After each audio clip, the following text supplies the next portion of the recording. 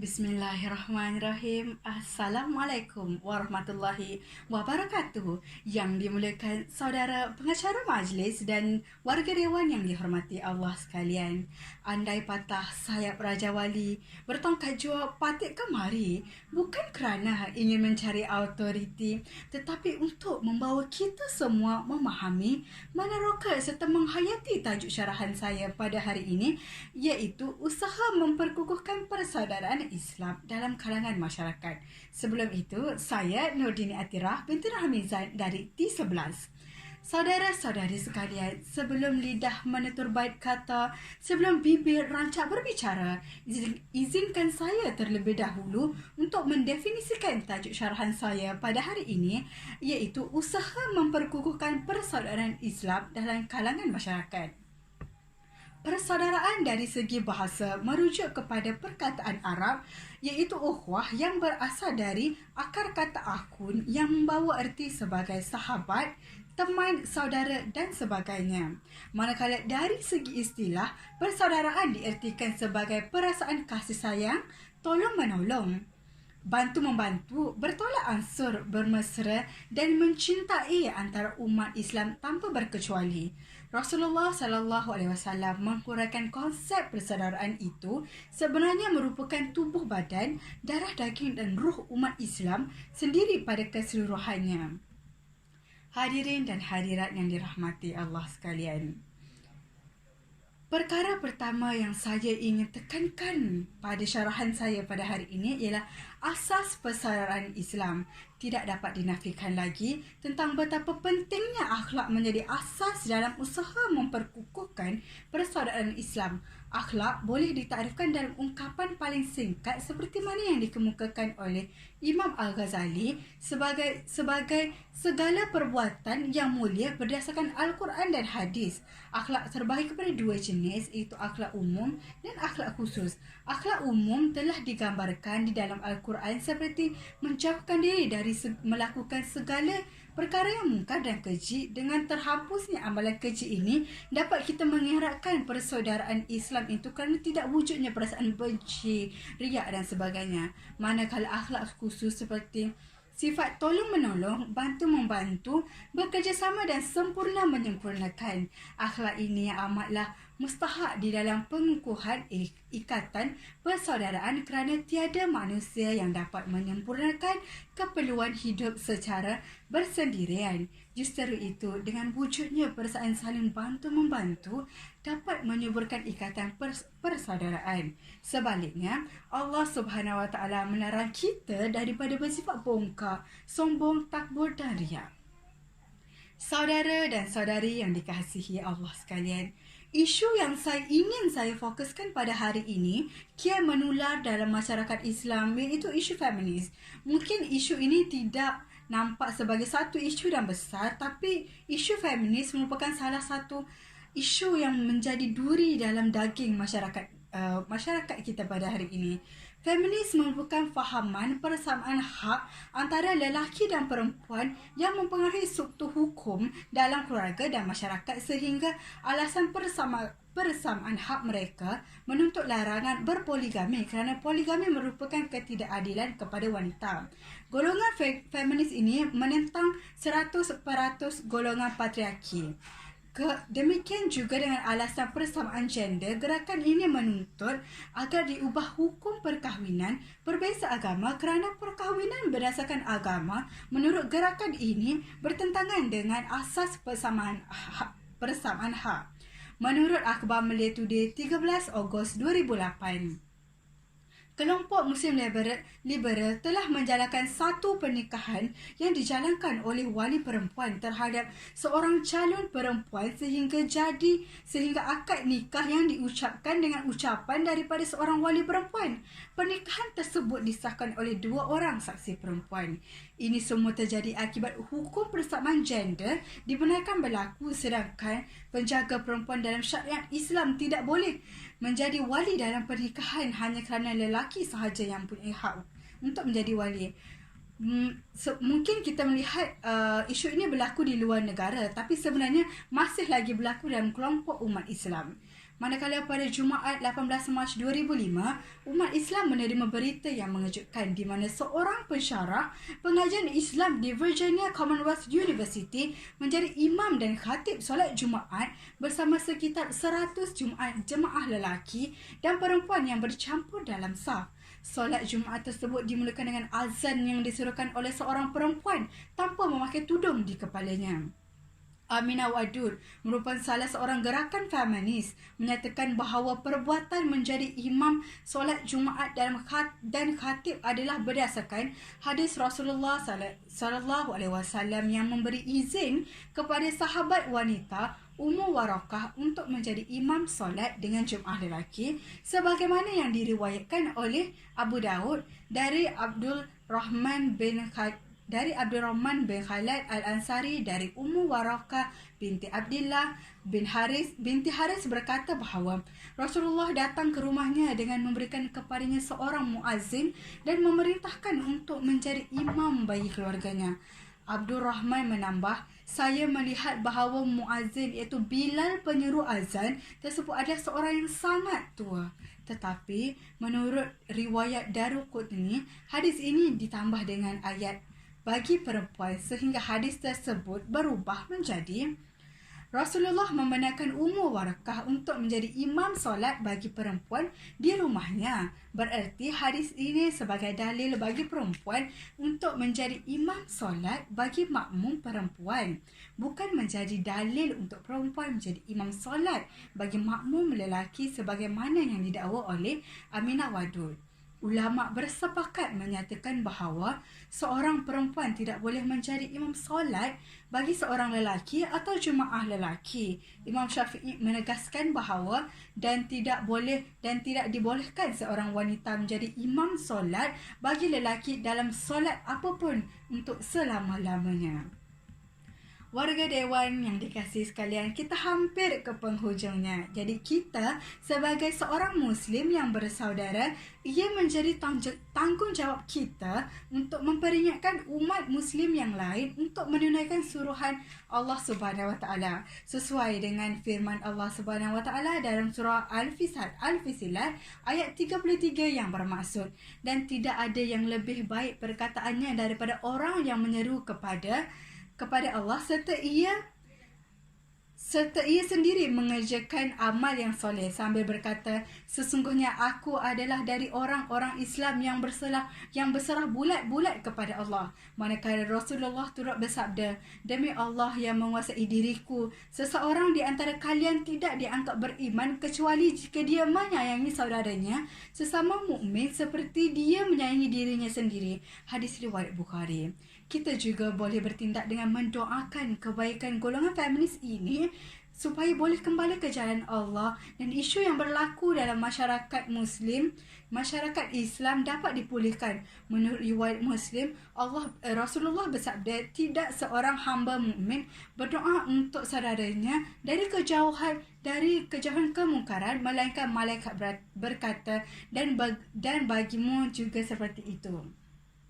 Oleh yang demikian, saya menyeru semua umat Islam untuk teguhkan ikatan persaudaraan kita supaya kita tidak goyah dalam menghadapi isu-isu yang semakin mencabar pada hari ini. Saya akhiri syarahan saya dengan serangkap pantun.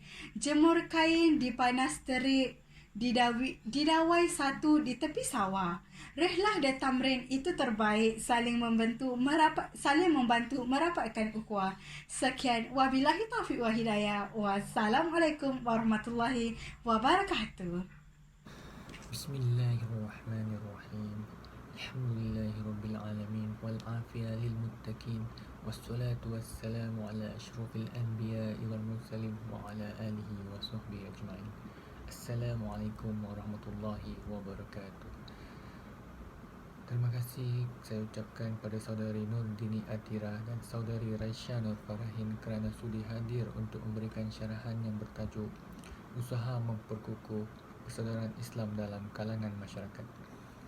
Hadirin dan hadirat sekalian, persaudaraan, ukhuwah dalam Islam yang dimaksudkan bukan sebatas hubungan kekerabatan kerana faktor keturunan, tetapi yang dimaksudkan dengan persaudaraan dalam Islam adalah persaudaraan yang diikat oleh tali akidah, iaitu sesama Muslim, dan persaudaraan kerana fungsi kemanusiaan, iaitu sesama makhluk Allah Subhanahu Wa Taala. Kedua, persaudaraan tersebut sangat jelas dicontohi oleh Rasulullah Sallallahu Alaihi Wasallam, iaitu mempersaudarakan antara kaum Muhajirin dan kaum Ansar, serta menjalinkan hubungan persaudaraan dengan suku-suku lain yang tidak seiman dan melakukan kerjasama dengan mereka. Allah Subhanahu Wa Taala berfirman tentang persaudaraan, sesungguhnya orang-orang mukmin itu bersaudara, kerana itu damaikanlah antara kedua saudaramu, iaitu yang berselisih, dan bertakwalah kepada Allah agar kamu mendapat rahmatnya. Surah Al-Hujurat ayat 10. Pada ayat di atas, jelaslah bahawa Allah Subhanahu Wa Taala menegaskan dua hal utama, iaitu pertama, bahawa sesungguhnya orang-orang mukmin itu bersaudara. Yang kedua, jika terdapat perselisihan antara saudara, kita diperintahkan oleh Allah Subhanahu Wa Taala untuk melakukan islah. Islah yang dimaksudkan di sini adalah upaya memperbaikan atau perdamaian. Hadirin dan hadirat sekalian, ikatan persaudaraan sesama Muslim umpama sebuah bangunan yang saling menyokong antara satu sama lain bagi memastikan kekuatan bangunan itu terus terpelihara. Begitu juga diibaratkan dengan silaturahim sesama Muslim yang harus dipelihara supaya dapat menguatkan perpaduan umat Islam. Seterusnya, umat Islam mendidik umatnya untuk saling menyayangi antara satu sama lain, kerana dalam persaudaraan itulah yang akan menguatkan hubungan ukhuwah umat Islam. Dalam surah Al-Anfal ayat 63, Allah Subhanahu Wa Taala berfirman yang bermaksud, dan yang mempersatukan hati mereka. Walaupun kamu membelanjakan semua kekayaan yang berada di bumi, niscaya kamu tidak dapat mempersatukan hati mereka. Akan tetapi Allah Ta'ala telah mempersatukan hati mereka. Sungguhnya Dia Maha Gagah lagi Maha Bijaksana. Dari ayat ini jelaslah seorang mukmin itu sendiri perlu mencari cara dan jalan untuk membina ukhuwah sesama manusia dengan pandukan dari apa yang diajar oleh Nabi Muhammad sallallahu alaihi wasallam. Namun sesungguhnya amat manis dan indah jika ukhuwah yang dilandaskan atas dasar rasa kasih sayang kerana Allah. Wahimah jika terluka sekalipun, namun jika ikhlas dalam perhubungan sesama insan, Allah akan menghadiahkan ketenangan, rahmat dan kebaikan dalam setiap ujian dan kesabaran dalam berukhuwah. Sungguhnya ikatan atau ukhuwah sesama insan pastinya akan membawa rahmat dalam setiap sudut kehidupan. Malah juga disebut dalam hadis Rasulullah sallallahu alaihi wasallam yang bermaksud, siapa yang mahu usianya panjang, maka hendaklah memanjangkan ukhuwah sesama manusia. Rasulullah sallallahu alaihi wasallam juga pernah memarahi para sahabat baginda, iaitu kabilah Aus dan Khazraj yang bermusuh, dan memutuskan hubungan ketika berlaku perselisihan faham antara mereka. Baginda memarahi mereka, apakah dakwah seruan jahiliyah yang kamu semua ingin cari, sedangkan aku berada di hadapan kamu semua, wahai saudaraku. Baginda mengingatkan mereka akan permusuhan yang berlaku sebelum ini, tetapi atas rahmat dan kasih sayang Allah SWT, kedua kabilah tersebut bersatu.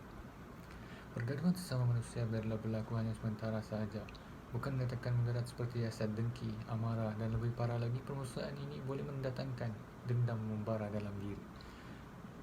Di sini saya ingin mengingatkan kepada umat manusia supaya sentiasa mengukur kekurangan diri dengan melakukan tarbiyah supaya dapat memperbaiki kekurangan kita sendiri.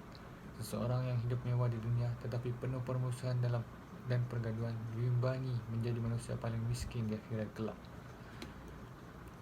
Di sini saya ingin katakan, jangan biarkan kehidupan dilingkari api kebencian, kerana setiap perasaan benci tidak akan membawa manusia ke mana, melainkan ia menjadi penyakit hati yang memusnahkan diri.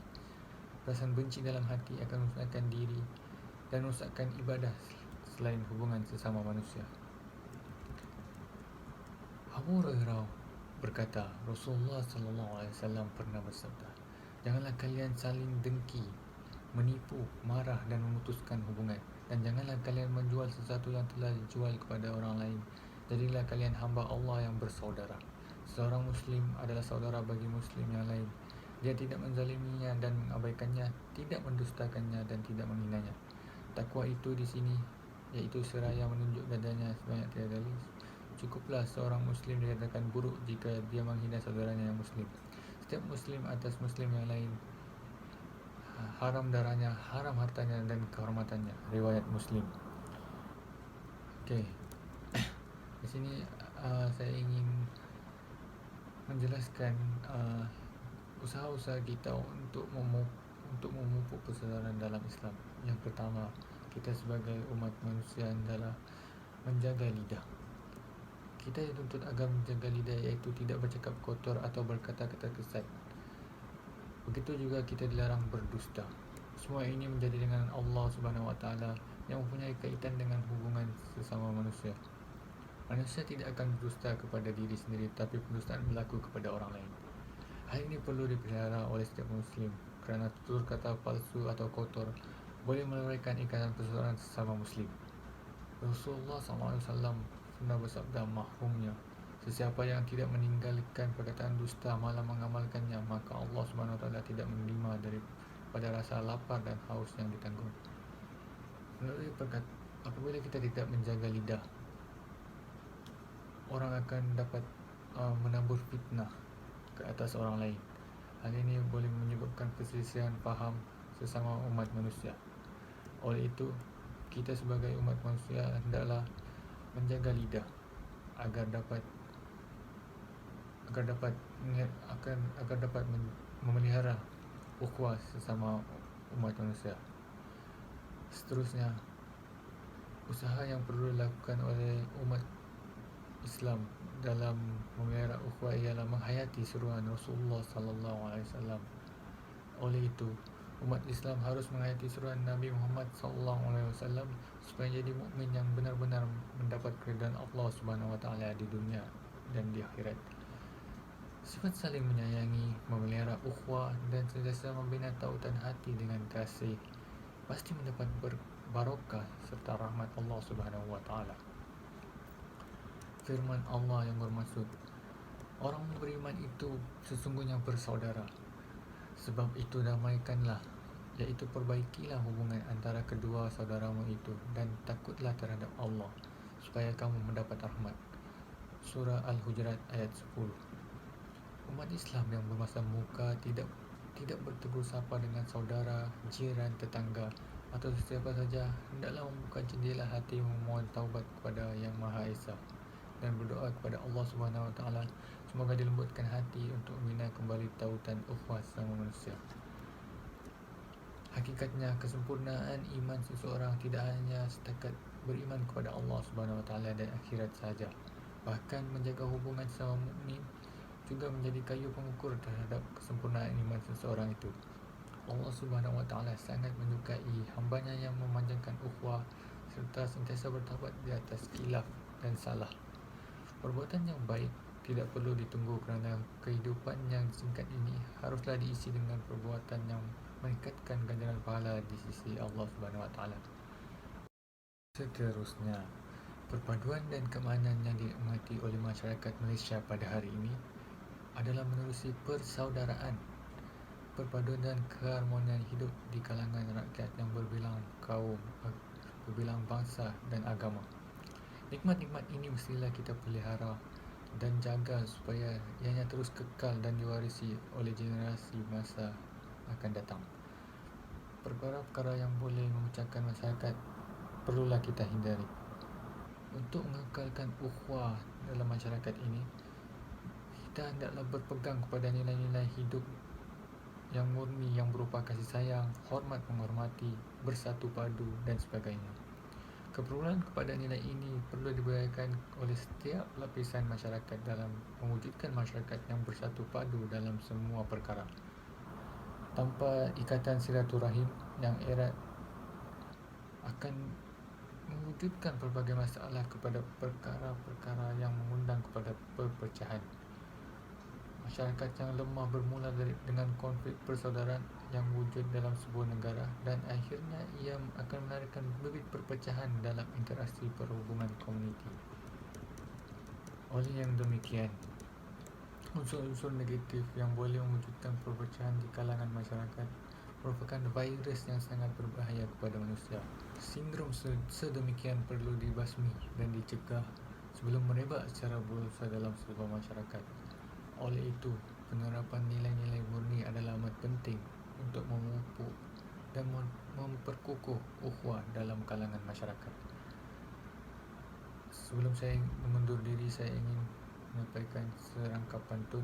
Indah mawar berkembang semi, izinkan saya mengundur diri dengan lafaz yang mulia. Wabillahi taufik wal hidayah. Wassalamualaikum warahmatullahi wabarakatuh. Sekian. Bismillahirrahmanirrahim. Assalamualaikum warahmatullahi wabarakatuh. Saya Raisya Nufarahin binti Muhammad Jamil dari unit T11. Tujuan saya membuat video ini ialah untuk membincangkan tentang usaha mempertingkatkan persaudaraan Islam dalam masyarakat. Okey, pertama kita mulakan dengan definisi persaudaraan, iaitu firman Allah Subhanahu Wa Taala dalam ayat Al-Quran yang bermaksud, dan kenanglah nikmat Allah kepada kamu ketika kamu bermusuh-musuhan semasa jahiliah dulu, lalu Allah menyatukan di antara hati kamu sehingga kamu bersatu padu dengan nikmat Islam, maka menjadilah kamu dengan nikmat Allah itu orang Islam yang bersaudara. Surah Al-Imran ayat 103. Daripada ayat ini, Imam Zamakhsyari dalam tafsirnya Al-Kashaf ketika menghuraikan ayat tersebut menyebut bahawa permusuhan antara Aus dan Khazraj sebelum kedatangan Rasulullah SAW ke Madinah memakan masa 120 tahun dapat dipadamkan dengan persaudaraan Islam dan kerana Allah SWT. Ayat itu juga menggambarkan bahawa persaudaraan adalah inti bagi keimanan dan sumber perasaan mulia dalam hati orang mukmin. Persaudaraan yang tulen dianggap sebagai satu nikmat yang besar selain daripada nikmat Islam yang timbul daripada akidah yang satu. Manakala Rasulullah SAW juga pernah bersabda, sesiapa yang ingin dipermudahkan rezekinya dan dipanjangkan umurnya, maka hendaklah dia menghubungkan silaturahim, iaitu mewujudkan hubungan kasih sayang antara sesama Muslim. Riwayat Al-Bukhari. Daripada hadis ini menunjukkan bahawa pentingnya seorang mukmin menjaga hubungan antara satu sama lain dengan kelebihan memelihara silaturahmi ini akan mendatangkan kebaikan lain serta rezeki yang murah. Justru itu umat Islam yang memandang remeh terhadap hubungan silaturahim ini pastinya tidak akan dapat merasa keberkatan rezeki yang baik. Bahkan orang yang tidak mengendahkan seruan menjaga hubungan sesama manusia ini umpama tidak mengendahkan seruan Nabi dan suruhan Allah SWT. Sebagai seorang Islam, menjadi tuntutan untuk kita mengeratkan hubungan persaudaraan kerana apa sahaja perbuatan dan perlakuan kita di dunia ini mempunyai kaitannya dengan akhirat kelak. Seorang yang membina persaudaraan kerana Allah SWT juga akan dipelihara hubungan kesatuan sesama manusia di akhirat kelak. Hubungan persaudaraan sesama Muslim hakikatnya bukan hanya berlaku di dunia ini tetapi juga berterusan hingga ke akhirat kelak. Okey, seterusnya kita akan bincangkan usaha yang boleh dilakukan untuk memperkukuhkan hubungan persaudaraan Islam dalam kalangan masyarakat. Yang pertama ialah memberitahu kepada saudara yang dicintainya bahawa dia menyayangi dan mencintai saudaranya. Rasulullah SAW bersabda yang berarti, apabila seseorang mencintai saudaranya, maka hendaklah ia memberitahu kepadanya. Hadis riwayat Abu Daud dan Tirmizi. Maksudnya di sini ialah bukannya kita pergi kepada saudara kita itu kemudian kita menerangkan perasaan kita satu persatu kepada mereka bahawa kita menyayangi dan mencintai mereka, tetapi kita boleh menunjukkan kasih sayang kita kasih sayang kita terhadap saudara kita melalui perbuatan dan perlakuan kita. Contohnya kita membantu mereka ketika kesusahan, sentiasa bersedekah, bertukar-tukar juada, bekerjasama, menegur kesalahan mereka, memberi nasihat dan sebagainya. Yang kedua ialah memberi senyum ketika bertemu. Seperti yang disebutkan dalam hadis yang diriwayatkan dari Abu Zar bahawa Rasulullah SAW bersabda, janganlah engkau meremehkan kebaikan apa sahaja yang datang dari saudaramu, dan jika engkau berjumpa saudaramu, maka berikanlah dia senyuman kegembiraan. Hadis riwayat Muslim. Seperti mana kita tahu, senyum itu kan satu sedekah. Jadi tidak susah pun untuk kita senyum kepada orang lain, kepada orang yang tidak kenal pun kita boleh senyum. Tidak kiralah orang itu Islam ataupun bukan Islam. Kerana kita senyum ini untuk menunjukkan sebuah perdamaian dan rasa hormat kita kepada orang lain. Dengan senyuman ini juga, boleh mengelakkan berlakunya buruk sangka, benci-membenci, hasad dengki, dendam antara satu sama lain. Maka akan terbinalah sebuah negara yang aman, harmoni, tiada pergaduhan dan tiada perselisihan faham. Dengan itu akan wujudnya sebuah negara yang maju dan membangun dengan pesat. Yang ketiga ialah berjabat tangan ketika bertemu. Rasulullah SAW menganjurkan umatnya apabila bertemu dengan saudara-saudaranya agar cepat-cepatlah berjabat tangan sesuai dengan hadis yang diriwayatkan oleh Abu Daud, iaitu tidak ada dua orang mukmin yang berjumpa lalu berjabat tangan melainkan keduanya diampuni dosanya sebelum berpisah. Jadi melalui bersalaman ini, kita bukan sahaja dapat mengeratkan silaturahim, malah kita juga akan diampunkan dosa. Janganlah kita sombong dengan hanya berjabat tangan ataupun bertegur sapa dengan orang yang kita kenal sahaja. Sesiapa sahaja yang kita jumpa untuk kita bertegur sapa, kita boleh berjabat tangan terlebih dahulu. Contohnya kalau kita nak bertanya jalan, kita berjabat tangan dulu, kemudian memberi salam dan baru kita nyatakan tujuan kita.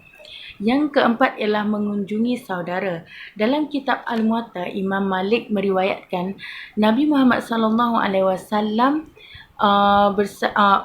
menyatakan bahawa Allah berfirman, pasti akan dapat cintaku orang-orang yang mencintai kerana aku, di mana keduanya saling berkunjung kerana aku dan saling memberi kerana aku.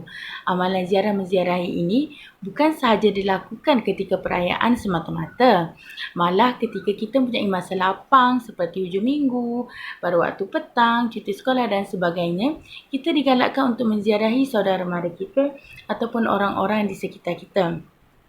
Malah ada antara kita juga yang pada waktu petang sering pergi berbual-bual dengan jiran-jiran tetangga untuk mengeratkan silaturahim.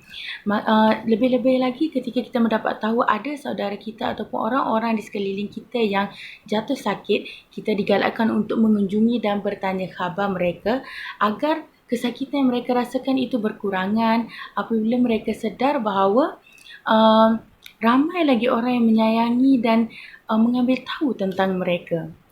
Yang terakhir ialah menegakkan hak-hak persaudaraan. Hal ini bermaksud kita sebagai seorang Muslim ataupun mukmin, kita tidak layak ataupun tidak berhak untuk menjatuhkan hukuman kepada mereka yang berbuat salah atau melakukan dosa. Mufti Perlis Prof. Madya Datuk Dr. Muhammad Asri bin Zainul Abidin atau dikenali sebagai Dr. Mazam menyatakan bahawa seseorang yang melakukan dosa dalam perkara tertentu bukanlah bererti dia dinafikan hak-hak mereka dalam perkara yang lain. Sebagai contohnya, dosa berzina atau homoseksual atau minum arak, berjudi dan seumpamanya, dosa-dosa ini memang dibantah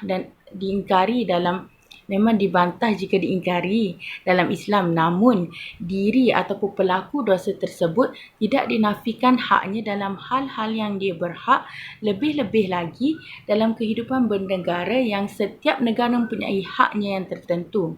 Dalam satu hadis riwayat Al-Bukhari, Nabi Muhammad SAW sendiri mengajarkan kita untuk berinteraksi sambil bergelak ketawa dengan orang lain. Contohnya pemabuk, ini bererti kesalahan seorang itu tidak memberikan lesen semudah-mudahnya untuk orang lain memakinya dengan sesuka hati. Dalam konteks pada hari ini, hak pendidikan, hak jual beli, hak bekerja, hak mendapat keadilan, hak harta, malah hak persaudaraan sekalipun bagi golongan yang melakukan dosa ini termasuklah LGBT, peminum arak, penjudi dan sebagainya tidak diganggu selagi mereka tidak melanggar peraturan yang berkaitan dengan hal-hal tersebut. Atas dasar keadilan, semua peraturan terpakai kepada mereka yang terbabit secara adil dan saksama. Oleh itu, dapatlah kita katakan betapa pentingnya sebuah persaudaraan dalam kehidupan kita. Bukan setakat di dunia, malah juga di akhirat. Berbagai usaha boleh dilakukan untuk membentuk persaudaraan atau ukhuwah yang kukuh. Jadi marilah sama-sama kita menjaga hubungan baik dan persaudaraan sesama kita untuk kebaikan kita bersama. Sekian sahaja daripada saya. Semoga berjumpa lagi. Assalamualaikum.